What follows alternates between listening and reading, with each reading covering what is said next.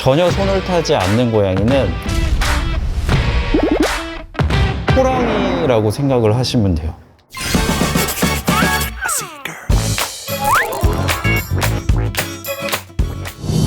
그런데 말입니다. 필량 캠페인 펀딩을 앞두고 저희는 궁금해졌습니다. 과연 우리는 진정으로 잘 준비했을까요? 길냥이에 대해 더 알고 싶어졌습니다. 그래서 준비했습니다. 수의사님 들어오시죠. 안녕하세요.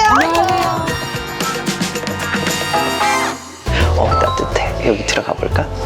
김명철 수의사입니다. 우리 고양이들과 더 의사소통 잘 하시라고 뽑아서 주셨는지 재미있으셨나요? 네. 여러분들 정말 어렵게 오셨습니다. 반갑습니다.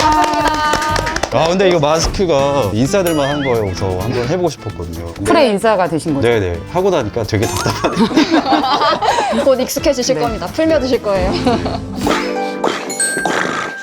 필량이 캠페인을 하면서 더 알아가야 될 부분은 많이 느껴지는 거예요. 그래서 이제 전문적으로 이제 수의사님을 모시고 더 배워보는 시간을 가지려고 하고요. 그러면 오늘 어떤 것들이 좀 궁금하실까요? 제가 좀 먼저 여쭤볼게요. 네, 먼저 여쭤보세요. 길고양이에겐 다가가면 안 된다. 뭐 이런 내용이 있던데 친해지고 싶은 친구들이 있을 텐데 그분들에 대한 조언을 해주신다면. 길고양이들과는 제가 항상 친해지지 말라고 말씀을 드려요. 친해지지 말라고 말씀을 드려요. 부정적인 시각들이 아직 많이 남아있기 때문에 사람에게 경계를 풀어버린 길고양이들 생존 확률이 떨어지거든요. 그래서 도와주실 때 먹을 거 그리고 보금자리를 제공하는 선에서 보살펴 주는 걸 추천을 드립니다. 길냥이와도 어느 정도 거리두기를 해야 한다. 사회적 거리두기. 길냥적 하듯이. 거리두기.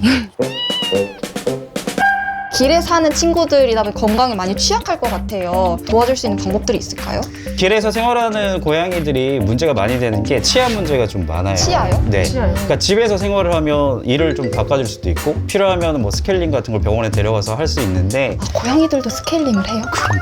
치석 때문에 뭐 2차적으로 잇몸 문제나 이런 게 생길 수가 있어서 원래 관리를 해줘야 되거든요. 근데 치아를 관리해주는 사료가 있고 또는 간식들도 나와 있어요. 일반적인 사료를 챙겨주시면서 추가적으로 치아 관리용 사료나 간식을 같이 챙겨주시면 길고양이들도 치아 관리를 함께 해줄 수가 있죠. 진짜 신기하다. 정말 다양한 사료들이 있나 봐요. 그리고 습식 사료를 주지 말라고 말씀하시는 분들도 계세요. 아무래도 음식이 잇몸이나 치아에 끼게 되면서 치석이 좀 더 잘 생길 수 있으니까. 근데 사실 습식 사료를 주게 되면 음수량을 좀 늘려줄 수도 있고 좋은 단백질원을 제공할 수 있어서 도움이 된단 말이죠. 그래서 거기에다가 치아를 관리하는 사료랑 간식을 같이 챙겨주시면 그런 걱정들을 좀 덜 하셔도 된다. 다양한 활동들이 있더라고요. 네네. 그 대표적인 게 중성화 수술로 알고 있는데 구체적으로 뭔지 그리고 하는 이유가 뭔지는 잘 몰라서 중성화 사업이라고 하고 TNR이라는 이야기를 해요. TNR 영어로. 그래서 트랩 잡다 그리고 뉴털 중성화 그다음에 뉴트. 와우. 뉴털 죄송합니다. 리턴 리턴. 돌려보내다 방사하다. 같이 방사하는 거. 출산을 하게 되면 한 번에 새끼를 몇 마리 정도 낳는지 아세요? 생각해본 적 없는데. 4-5마리? 4-5마리? 맞아요? 제가 길고양이 책을 읽었습니다. 알지. 알집니다. 제가 유튜브에 또 이게 봐주셔가지고. 임신 기간이 2달이란 말이에요. 되게 짧다. 근데 1년에 3번까지 출산을 할 수가 있어요. 기하급수적으로 늘어날 수 있어서 이게 문제가 될 수 있거든요. 그래서 이런 부분에 대해서 이제 해결을 하고 관리하기 위해서 TNR이라는 거를 같이 진행을 하는 거죠. 드디어 이제 좀 궁금증이 해결이 조금씩 이제 됐습니다. 뭔가 알아가는 듯한 느낌. 전 그것도 궁금했는데 중성화 수술을 한 친구의 귀는 네. 약간 이렇게 잘린 것처럼 이어 커팅이라고 해서 귀 끝을 조금 잘라요. 0.9cm 정도. 수컷 같은 경우에는 땅콩이라고 해요. 네. 그 고안 부위. 네. 네. 그래서 네, 네. 수컷 같은 경우에는 수술을 하면 눈으로 이렇게 확인을 할 수가 있는데 여아 고양이 같은 경우에는 있는지 없는지 눈으로 확인을 할 수가 없잖아요. 그래서 한번 중성화를 한 개체를 다시 잡아들이는 실수를 하지 않게 하기 위해서 이어 커팅을 확실하게 해줘야 돼요.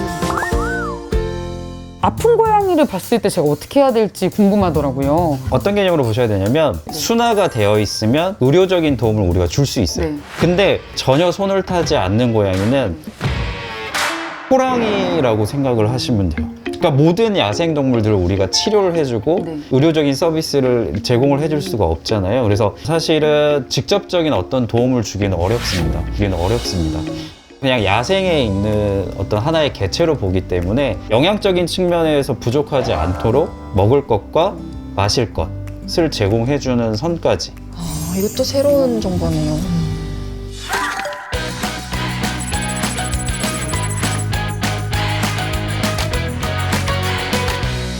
저희 그러면은 필량 캠페인에 대해서도 좀 얘기를 해볼까요? 네. 대학교에서 길냥이를 돌보던 친구들 학교를 많이 못 가게 되면서 저희가 또 도움을 드리려고 했던 취지였어서 그런 부분에서도 좀 괜찮았었나요? 일단은 고양이들은 나쁜 게 하나도 없어요. 그래서 우리의 도움을 기다리고 있어요 라고 그냥 보여주는 이런 문화 콘텐츠가 제공이 되는 게 가장 좋은데, 그 부분에 있어서 같이 진행하고 있는 캠퍼스의 여러 동아리들, 체계적으로 고양이들 다 이름도 붙여주고 계속해서 도움을 주고 있기 때문에 지원해주는 이 프로젝트가 좀 흥했으면 좋겠습니다. 저희 고모위원으로까지 모시고 싶네요. 이런 부분은 조금 아쉬웠다 싶은 부분도 있으시면 정말 솔직하게 알려주시면 추후 캠페인이 진짜 좀 반영할 수 있을 것 같아서. 지금 캠페인의 초기 단계잖아요. 맞아요. 아쉬운 건 없어요. 다만 끝이 창대하지 않은 경우가 많기 때문에 이 캠페인이 끝까지 지속됐으면 하는 게 제 바람입니다. 지속성에 대해서 포커스를 많이 두고 있어요. 넥스트 프로젝트를 어떤 걸 해볼 수 있을까? 대학교 친구들 맞아요. 나왔던 편을 봤어요. 근데 나왔던 이야기 중에 동네 고양이라는 호칭으로 바꾸는 거에 대해서 좀 캠페인이 진행됐으면 하는 게 있고요. 원래 이름은 항상 힘이 있더라고요. 그냥 조심스럽게 나중에 양양펀치랑 그런 프리 콜라보를 해가지고 저희 뭐 작은 캠페인 또 해봐도 좋지 않을까.